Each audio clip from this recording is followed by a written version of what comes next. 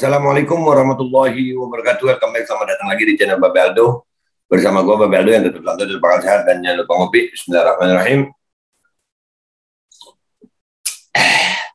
Alhamdulillahirrahmanirrahim. Wassalatu wassalamu ala sayyidina Muhammadin sayyidina Muhammadin wa ala alihi ajma'in. Rabbi shrah li sadri wa yassir li amri wa hlul 'uqdatam min lisani yafqahu qawli.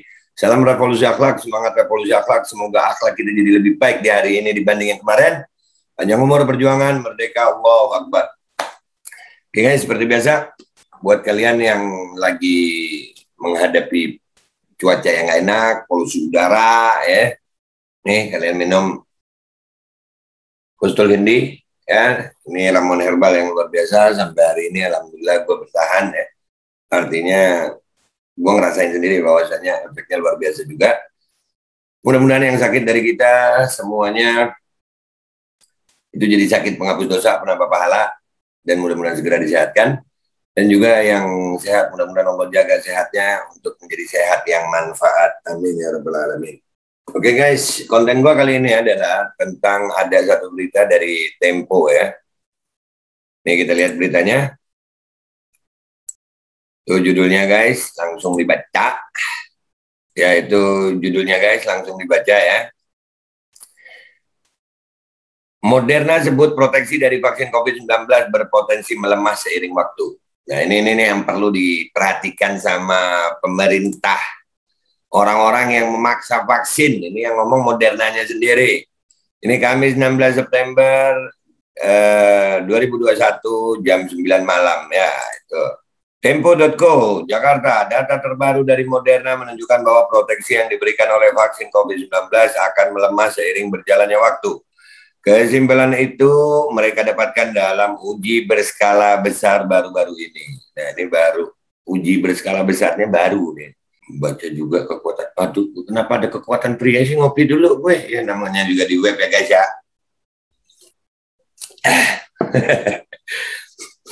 Dalam studi, mereka yang disuntik vaksin COVID-19 13 bulan lalu memiliki tingkat terinfeksi lebih tinggi dibanding mereka yang disuntik 8 bulan lalu. Hal itu terlihat dari jumlah kasus yang muncul.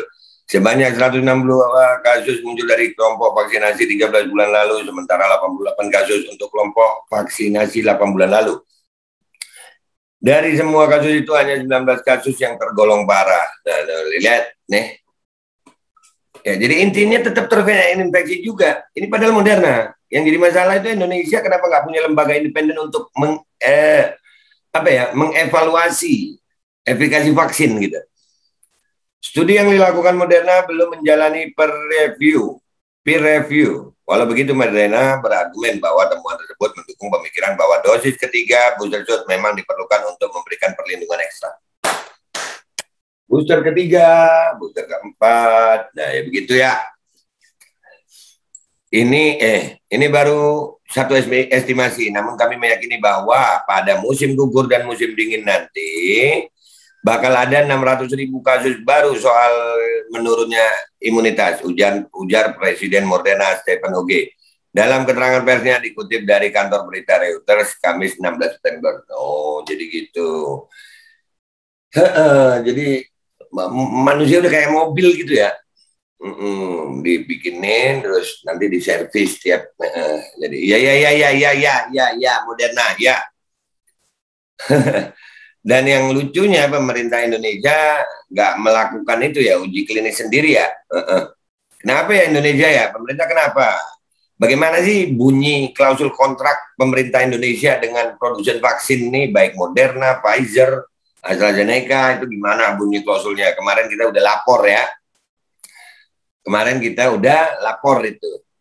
Mudah-mudahan ditanggepin. Kita mau minta itu keterbukaan informasi. Undang-undang keterbukaan informasi itu ada, kita boleh. Gue pengen tahu pemerintah Indonesia itu memakai uang rakyat itu dengan gimana. Soalnya iya kan kemarin itu berita viral banget itu. Bahwasannya di masa pandemi ini ada yang makin kaya ya. Jadi ini gimana ini bunyi klausul kontraknya sama pemerintah Indonesia. Kok nggak tahu deh pemerintah lain.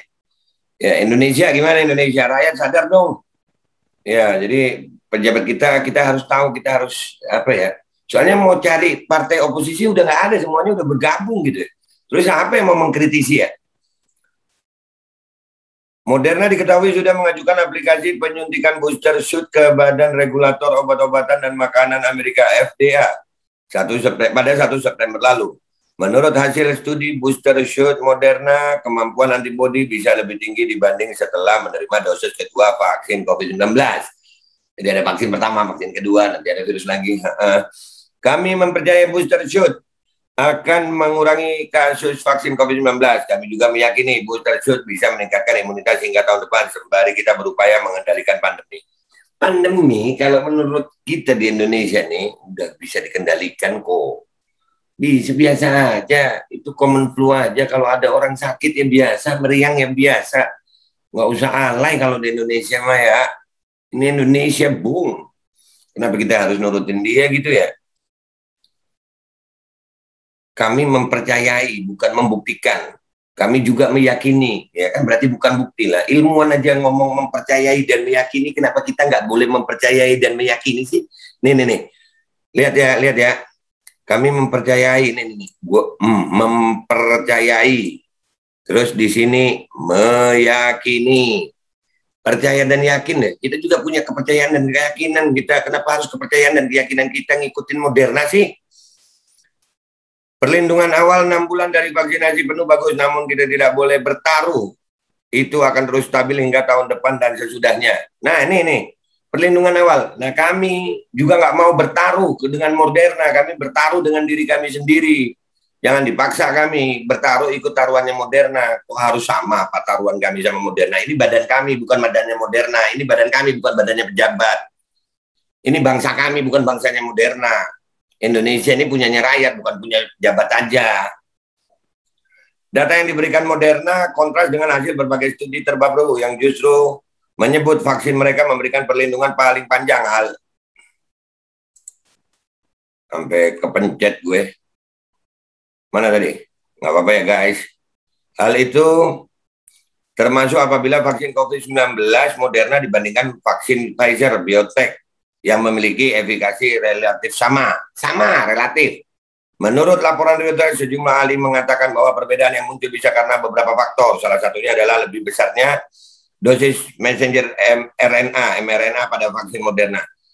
Ini pun ya, sejumlah ahli mengatakan bahwa perbedaan yang muncul bisa karena, jadi belum pasti juga.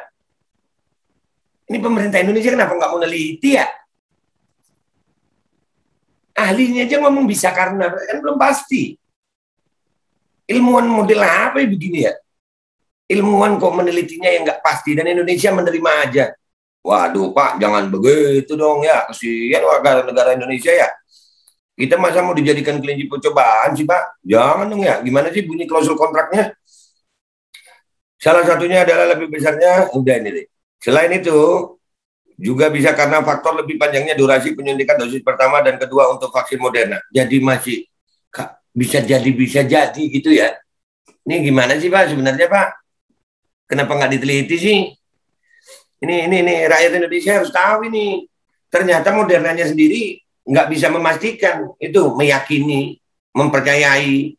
Emangnya kita harus punya keyakinan dan kepercayaan yang sama-sama Moderna gitu. Belum lagi yang Pfizer yang ini. Jadi bolehlah kepercayaan beda, jangan dipaksa-paksa ya Pak Pejabat ya. Nggak boleh ya Pak Pejabat ya. Masa kita kan dilindungi oleh Undang-Undang Kesehatan ya Pak ya. Masa Bapak memaksa-maksa, emangnya kenapa sih Pak kalau maksa-maksa? Dapat apa sih Pak dari Moderna? Dapat apa sih Pak dari Pfizer? Dapat apa sih Pak dari produsen vaksin? Kopi dulu Pak. Tuh rakyat lagi susah Pak. Bener, rakyat lagi susah banget Pak. Mau kemana-mana nggak bisa, mau kerja aja susah. Nah itu perusahaan-perusahaan juga, kenapa sih maksain vaksin banget? Itu aja lu lihat itu produsen vaksinnya aja bilang masih mempercaya dan meyakini dan nggak jelas masih. Semuanya masih nggak jelas. Itu yang ngomong Modernanya sendiri, bukan kita ya, bukan jurnal dari gue, dari Modernanya sendiri. Nah ini mudah-mudahan ini ya di-share, ini jadi edukasi buat masyarakat juga, bahwasannya efikasi vaksin itu belum pasti. Ya, buat kalian yang meyakini dan mempercayai bahwasannya vaksinasi itu sehat, silakan lakukan. Bagi yang nggak percaya, punya dasar itu. Punya dasar. Dan buat pemerintah dan pejabat, jangan dong Pak, rakyat jangan diginiin dong Pak. Ayo rakyat kita bersatu yuk. Ya pejabat dapat apa sih ya? Ada yang lebih kaya lagi sih di masa pandemi ya? Iya. Ya udahlah, ayolah rakyat bersatu yuk. Udahlah biarin lah pejabatnya begitu ya. Kita bersatu yuk. Kita harus bergerak bersama sesuai dengan hukum yang berlaku di Negara Kesatuan Republik Indonesia lewat konstitusi. Ayo daerah lain ikut menggugat lah karena kita dilindungi undang-undang. Gue sih mending kalah dalam berjuang ya demi rakyat Indonesia daripada gue harus mengeluh menyerah. Enggak lah, kita berisik, kita bersuara, kita bangunkan rakyat. Kita bersuara, kita berisik. Ini akan terus gue lakukan dan mudah-mudahan ini jadi pelajaran buat semuanya. Mudah-mudahan makin banyak rakyat Indonesia yang sadar. Ini bukan tentang bagaimana yang mau divaksin atau tidak, bukan. Efikasi vaksin ini loh gimana. Kalian rela rakyat Indonesia diginiin terus. Buat para pejabat sekali lagi jangan maksa Pak, jangan maksa rakyat, jangan dijadikan kelinci percobaan. Itu Moderna sendiri aja masih mengatakan dengan kata-kata meyakini dan mempercayai. Jadi ini vaksin keyakinan, vaksin kepercayaan. Kami lebih mempercayai yang apa yang kami punya, Pak. Itu aja dari gue. Mohon di-share ini sebanyak-banyaknya supaya bisa membangunkan banyak rakyat Indonesia dan insya Allah bisa menyadarkan. Silakan yang mau vaksin silakan vaksin, yang nggak mau vaksin ya jangan dipaksa vaksin. Jangan ada diskriminasi dan intimidasi terhadap vaksinasi. Itu aja dari gue. Gue minta maaf kalau ada salah. Wabillahi taufiq wal hidayah wa ridha. Wassalamualaikum warahmatullahi wabarakatuh. Semangat Indonesia, semangat merdeka.